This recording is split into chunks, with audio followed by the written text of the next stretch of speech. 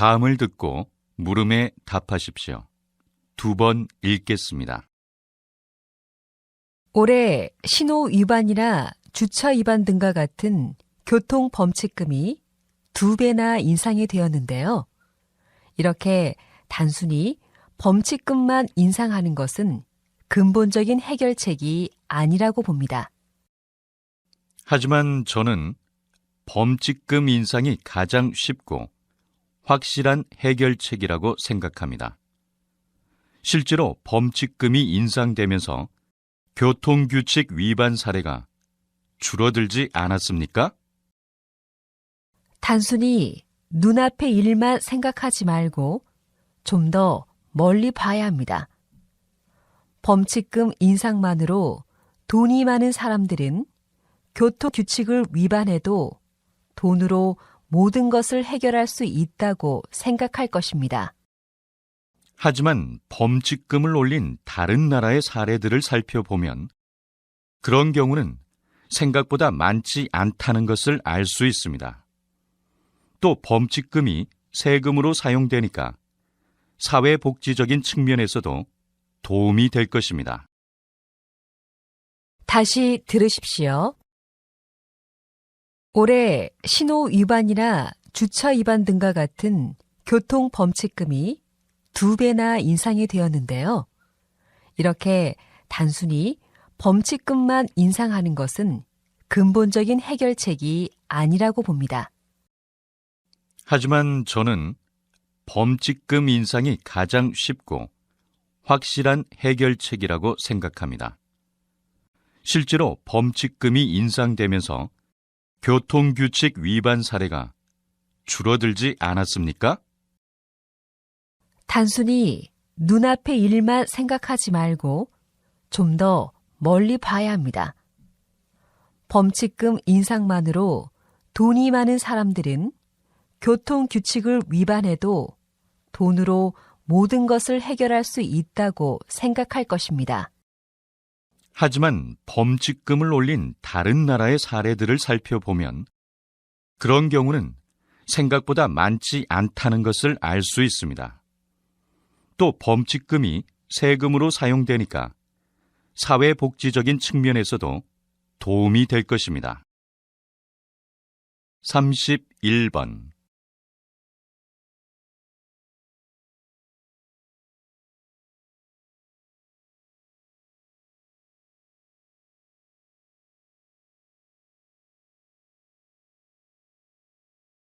(32번)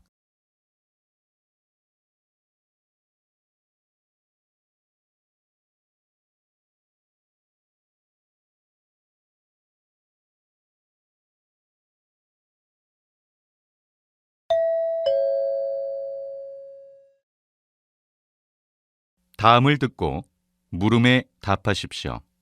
2번 읽겠습니다.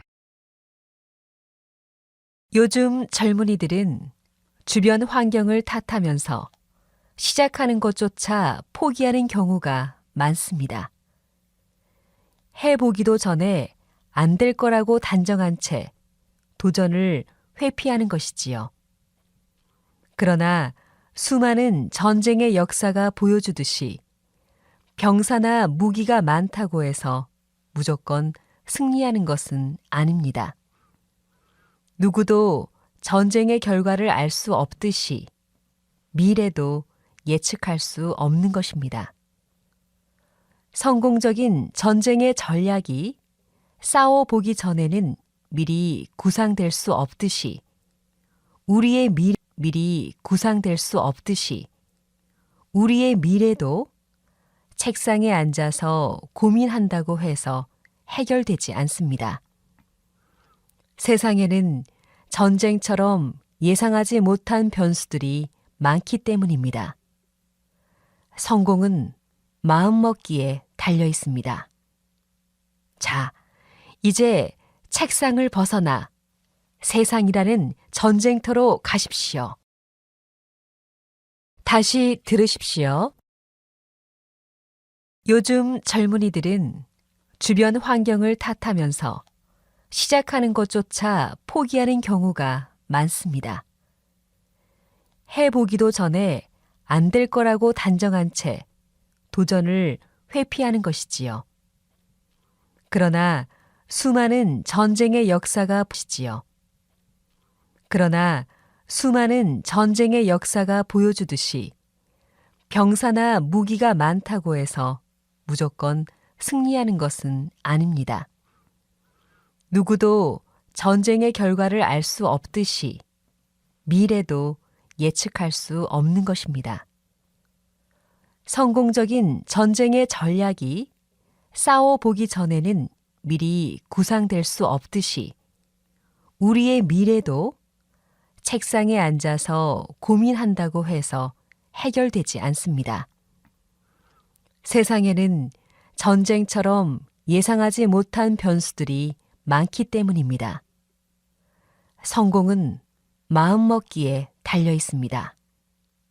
자, 이제 책상을 벗어나 세상이라는 전쟁터로 가십시오.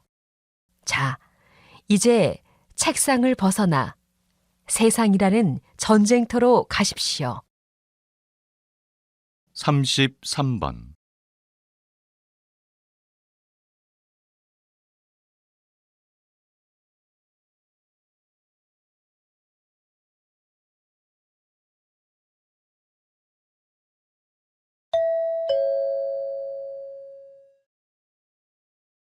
다음을 듣고 물음에 답하십시오. 2번 읽겠습니다. 정기 모임에 참석해 주신 여러분, 진심으로 환영합니다. 오늘 이 모임은 정부의 청년 일자리 창출 계획에 기업의 적극적인 참여를 부탁드리고자 마련한 자리입니다. 청년 일자리 창출 사업은 정부가 청년 실업 문제를 해결하고 국가 경제 활성화를 위해 추진하는 사업입니다. 이 사업은 청년들의 구직 가능성을 높이고 기업의 안정적인 인재 확보에 기여할 것으로 기대됩니다. 또한 불안정한 사회 환경을 바꾸는 계기도 될 것이라고 봅니다. 여러분의 불안정한 사회 환경을 바꾸는 계기도 될 것이라고 봅니다. 여러분의 적극적인 참여를 기대하겠습니다. 다시 들으십시오. 정기 모임에 참석해 주신 여러분, 진심으로 환영합니다. 오늘 이 모임은 정부의 청년 일자리 창출 계획에 기업의 적극적인 참여를 부탁드리고자 마련한 자리입니다. 청년 일자리 창출 사업은 정부가 청년 실업 문제를 해결하고 국가 경제 활성화를 위해 추진하는 사업입니다.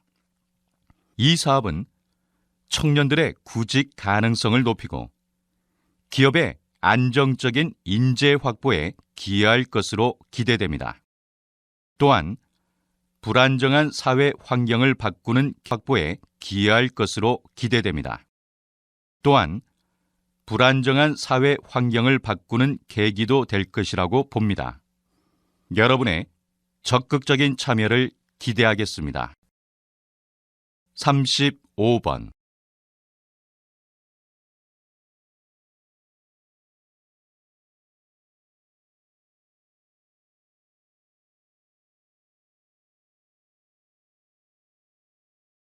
(36번)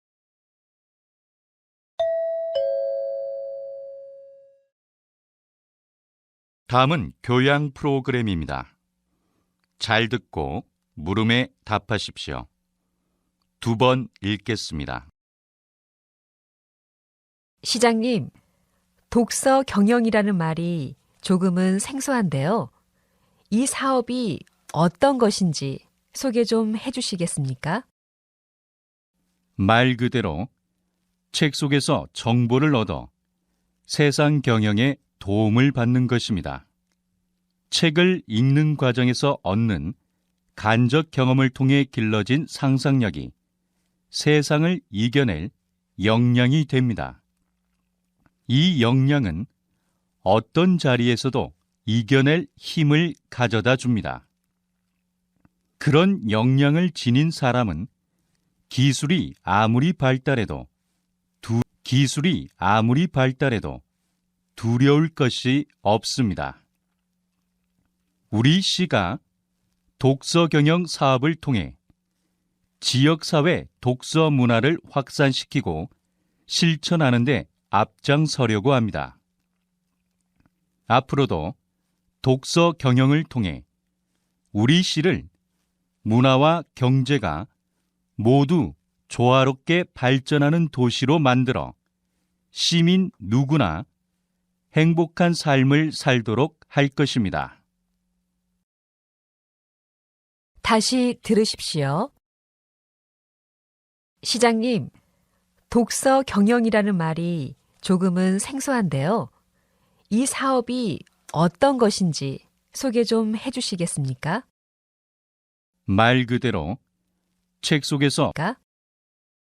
말 그대로 책 속에서 정보를 얻어 세상 경영에 도움을 받는 것입니다. 책을 읽는 과정에서 얻는 간접 경험을 통해 길러진 상상력이 세상을 이겨낼 역량이 됩니다. 이 역량은 어떤 자리에서도 이겨낼 힘을 가져다 줍니다. 그런 역량을 지닌 사람은 기술이 아무리 발달해도 두려울 것이 없습니다. 우리 시가 독서 경영 사업을 통해 지역사회 독서 문화를 확산시키고 실천하는 데 앞장서려고 합니다. 앞으로도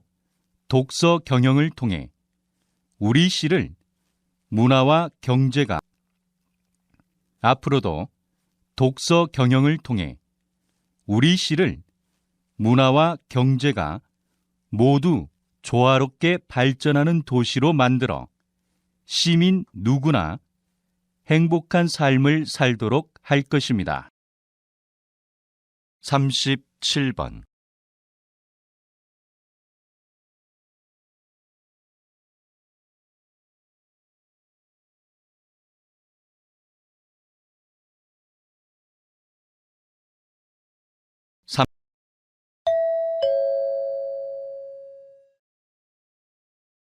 다음은 대담입니다. 잘 듣고 물음에 답하십시오. 2번 읽겠습니다. 농촌이 자연 생태를 보호하고 녹색 혁명을 주도하고 있다니 생각하지 못했던 점입니다. 그럼 박사님, 농촌이 가지고 있는 또 다른 기능에는 뭐가 있을까요? 농촌이 환경을 보호하고 녹색 혁명을 주도하고 있는 것 외에 사회, 문화적 기능도 있습니다. 전통 문화를 계승하고 지역 사회 유지 또는 휴양 및 레저 공간을 제공하는 거죠. 농촌의 이런 기능은 앞으로도 중요하다고 생각합니다. 이런 사회, 문화적 기능을 강화하기 위해서 농촌 체험 교육과 의료, 문화시설을 확충해야 합니다. 또 지역 문화재를 발굴, 보호하고 정서적 휴식 및 휴양 공간을 확대해 농촌의 사회, 문화적 기능에 대한 홍보를 더욱더 강화해야 한다고 생각합니다. 다시 들으십시오. 농촌이 자연 생태를 보호하고 녹색 혁명을 주도하고 있다니 생각하지 못했던 점입니다. 그럼 박사님, 농촌이 가지고 있는 또 다른 기능에는 뭐가 있을까요? 농촌이 환경을 보호하고 녹색 혁명을 주도하고 있는 것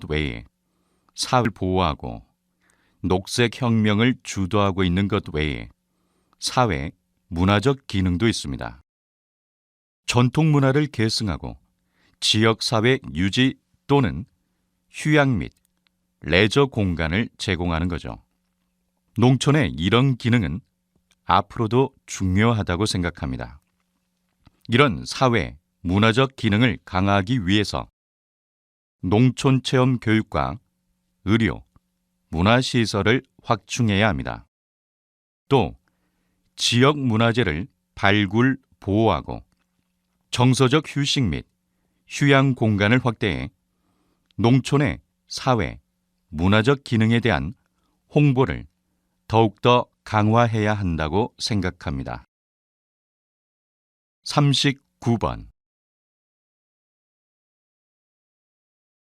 해야 한다고 생각합니다. 39번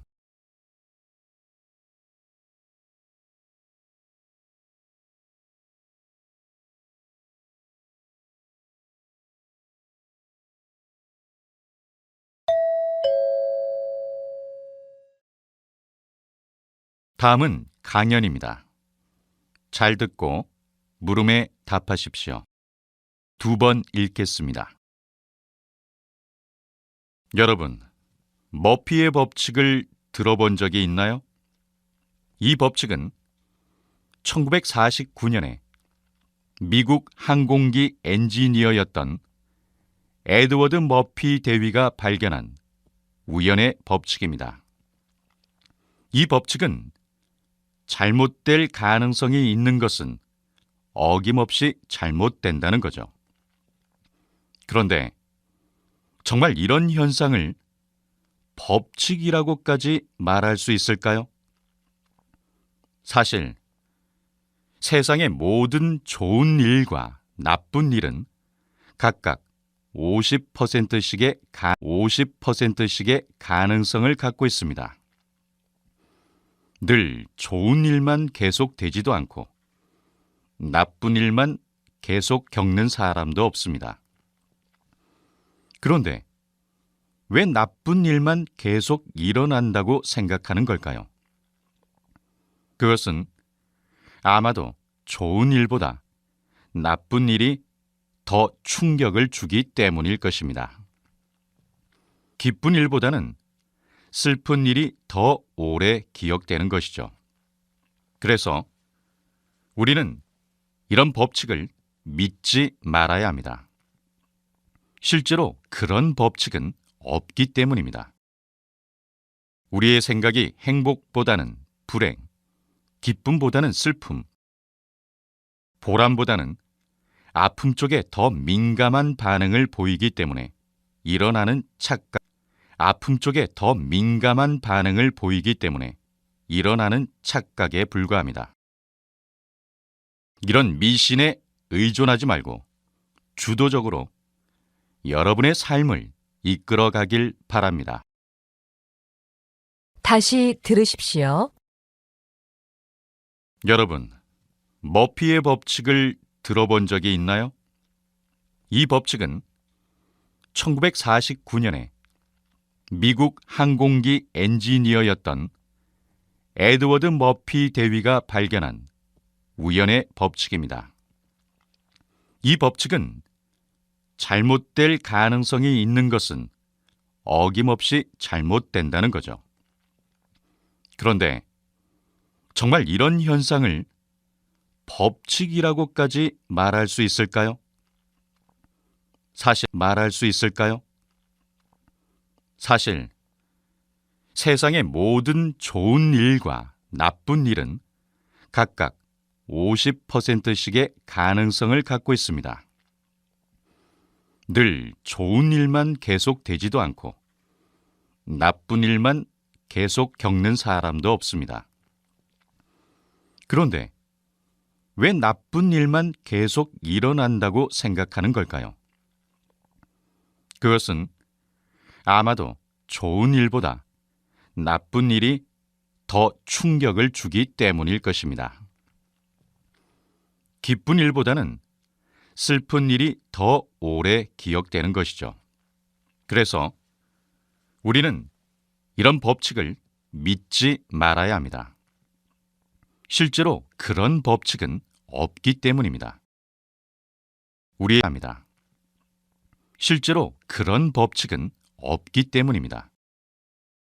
우리의 생각이 행복보다는 불행, 기쁨보다는 슬픔, 보람보다는 아픔 쪽에 더 민감한 반응을 보이기 때문에 일어나는 착각에 불과합니다.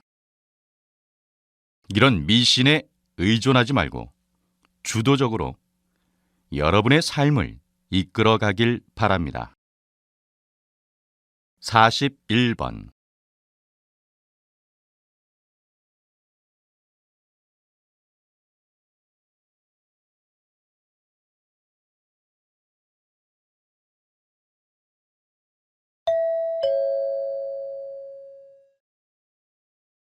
다음은 다큐멘터리입니다. 잘 듣고 물음에 답하십시오. 2번 읽겠습니다. 안녕하세요. 여러분은 펀드에 관심이 있으신가요? 보통 수익을 올리기 위한 목적으로 펀드를 하지만 최근에 통일에도 기여할 수 있는 통일 펀드가 새롭게 출시되어 화제입니다. 통일론에 힘입어 2014년 한 해 여러 개의 통일 펀드가 출시되었으며 2015년 3월을 기준으로 다른 펀드들과 비교한 통일 펀드의 수익률은 양호한 편으로 나타났습니다. 특히 최근에는 통일 코리아가 높은 수익률을 기록하며 인기를 끌고 있습니다. 더불어 통일 펀드에는 각 운용사별로 각각 다른 철학이 담겨 있으며 마라톤과 고배당으로 대표되는 가치 투자, 장기 투자의 지향점이 통일 펀드에서도 드러난다는 것도 특징입니다. 통일이 장기적인 안목을 지니고 지켜보아야 하는 문제인 만큼 통일 펀드 또한 단기성 수익 펀드로 생각하기보다는 장기 지향적인 투자를 하는 것이 바람직하다고 생각합니다. 다시 들으십시오. 안녕하세요. 여러분은 펀드에 관심이 있으신가요? 보통 수익을 올리기 위한 목적으로 펀드를 하지만 최근에 통일에도 기여할 수 있는 통일 펀드가 새롭게 출시되어 화제입니다. 통일론에 힘입어 2014년 한 해 여러 개의 통일 펀드가 출시되었으며 2015년 3월을 기준으로 다른 펀드들과 비교한 통일 펀드의 수익률은 양호한 편으로 나타났습니다. 특히 최근에는 통일 코리아가 높은 수익률을 기록하며 인기를 끌고 있습니다.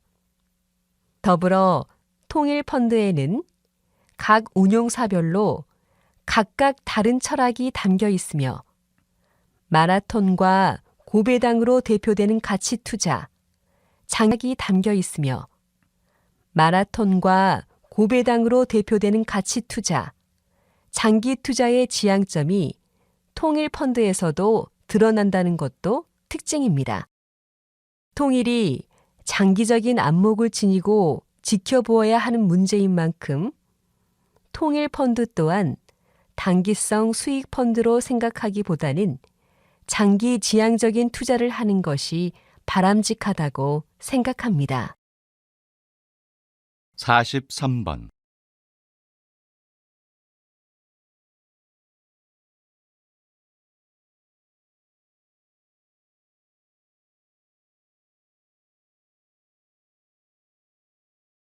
(44번)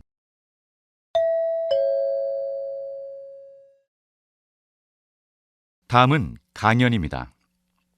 잘 듣고 물음에 답하십시오. 2번 읽겠습니다. 앞에서 잠깐 말했듯이 현대 사회를 일컬어 정보의 시대라고 합니다.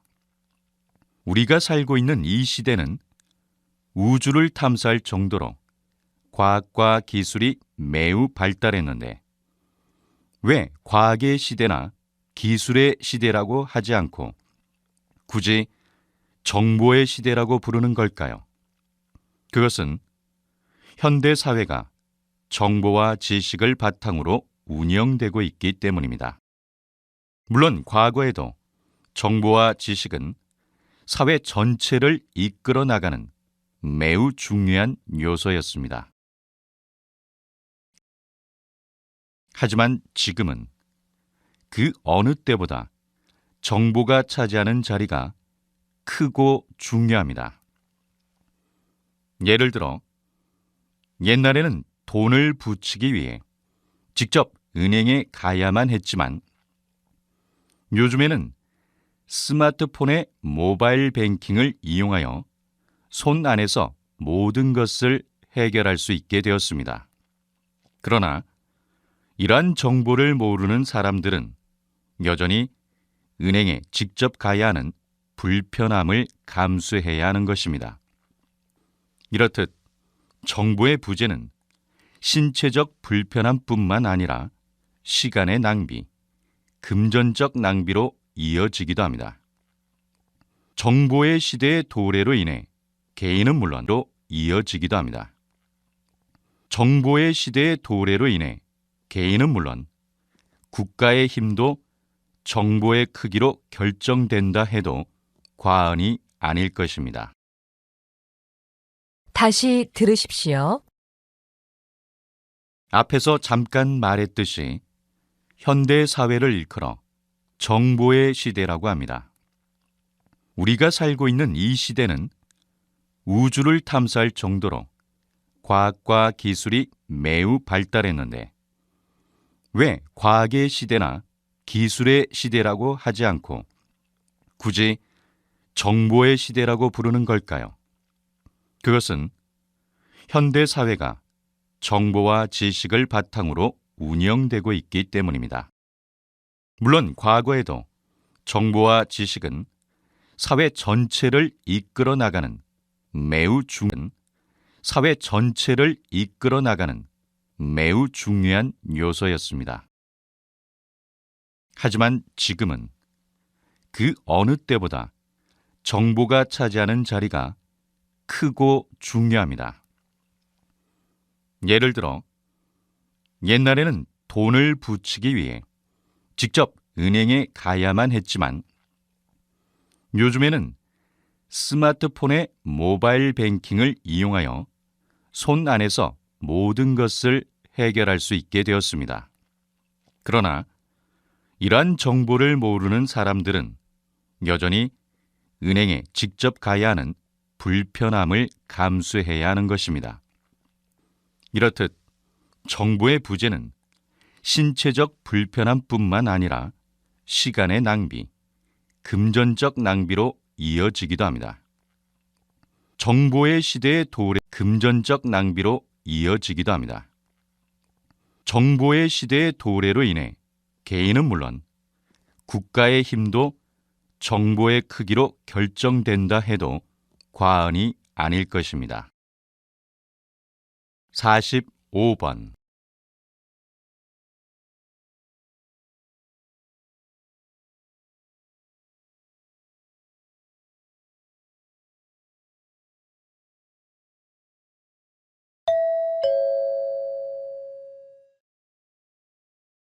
다음은 대담입니다.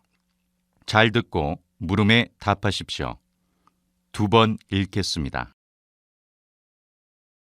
최근 공교육의 문제점이 부각되면서 학교에 가지 않고 집에서 공부하는 홈스쿨링에 대한 관심이 높아지고 있는데요. 이에 아이들의 교육에 대한 어머님들의 고민도 늘어나고 있습니다. 그래서 오늘은 이 분야의 전문가 한 분을 모시고 의견을 들어보겠습니다. 교수님, 최근 홈스쿨링이 유행하는 것에 대해 어떻게 생각하십니까? 요즘 여러 문제로 탈학교 운동이 일어나고 있는 것은 사실입니다.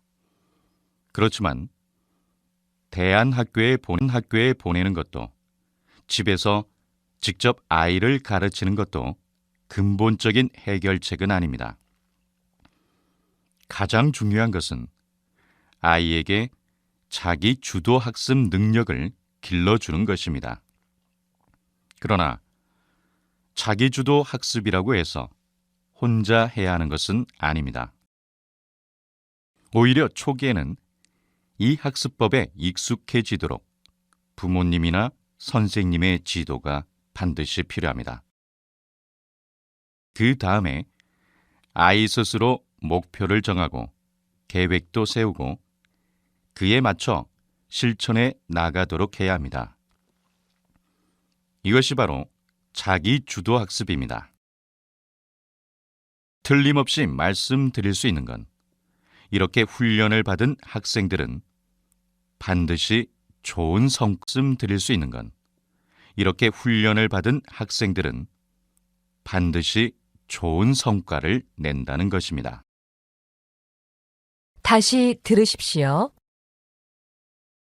최근 공교육의 문제점이 부각되면서 학교에 가지 않고 집에서 공부하는 홈스쿨링에 대한 관심이 높아지고 있는데요.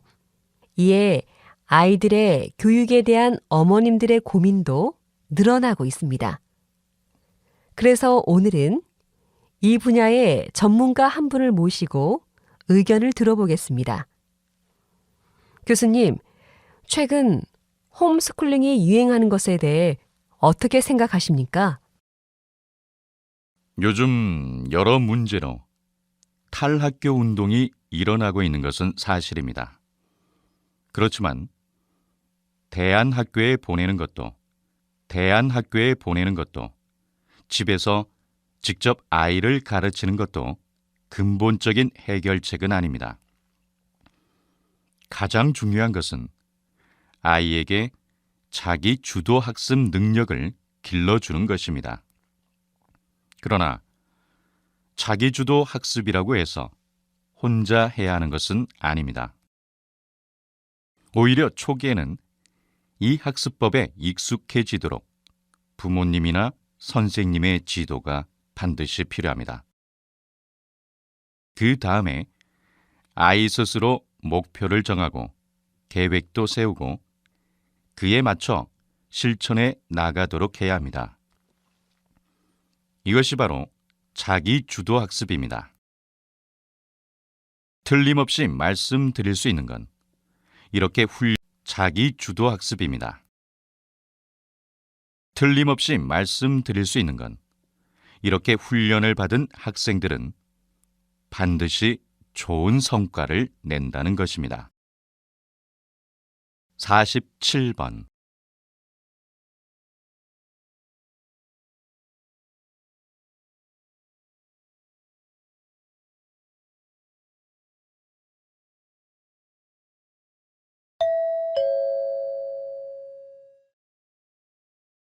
다음은 강연입니다.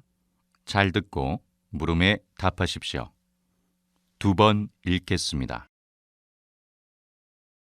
인간은 유전자와 환경 가운데 어느 쪽의 영향을 더 많이 받을까요? 답을 말하기가 쉽지 않습니다. 생물학계에서조차도 오랜 논쟁거리가 되어 왔거든요. 복제 인간의 경우 유전자에 관심이 집중될 수밖에 없습니다. 그렇다면 복제 인간은 체세포 제공자를 어느 정도나 닮게 될까요?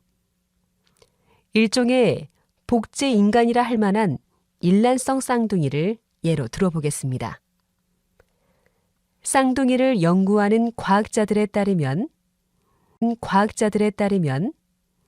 일란성 쌍둥이의 경우 키나 몸무게 같은 생물학적 특징뿐 아니라 심지어 이온 패턴과 같은 비생물학적 행동까지도 유사하다고 합니다.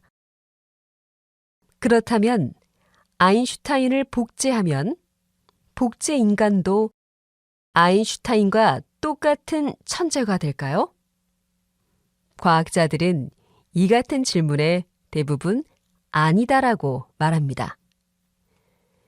일란성 쌍둥이는 비슷한 환경에 놓이는 반면 복제 인간과 체세포 제공자는 완전히 다른 환경에 놓일 수 있기 때문에 환경 변수로 인해 서로 다른 특징을 가질 확률이 일란성 쌍둥이의 경우보다 훨씬 클 것입니다. 쌍둥이의 경우보다 훨씬 클 것입니다.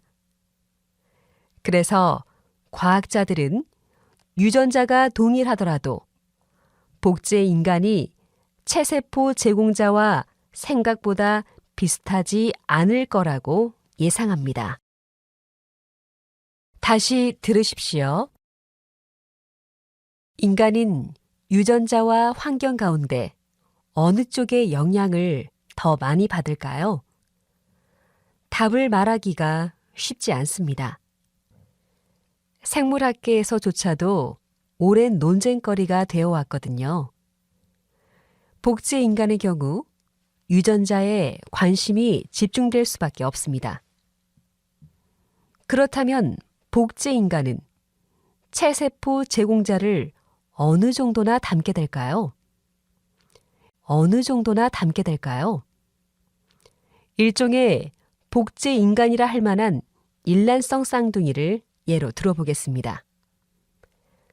쌍둥이를 연구하는 과학자들에 따르면 일란성 쌍둥이의 경우 키나 몸무게 같은 생물학적 특징뿐 아니라 심지어 이온 패턴과 같은 비생물학적 행동까지도 유사하다고 합니다. 그렇다면 아인슈타인을 복제하면 복제 인간도 아인슈타인과 똑같은 천재가 될까요? 과학자들은 이 같은 질문에 대부분 아니다라고 말합니다. 일란성 쌍둥이는 비슷한 환경에 놓이는 반면 복제 인간과 체세포 제공자는 완전히 다른 환경에 놓일 수 있기 때문에 환경 변수로 인해 서로 다른 특징을 가질 확률이 일란성 쌍둥이의 경우보다 훨씬 클 것입니다.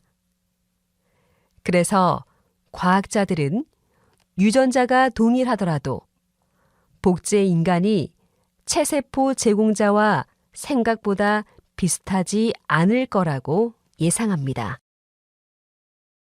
49번.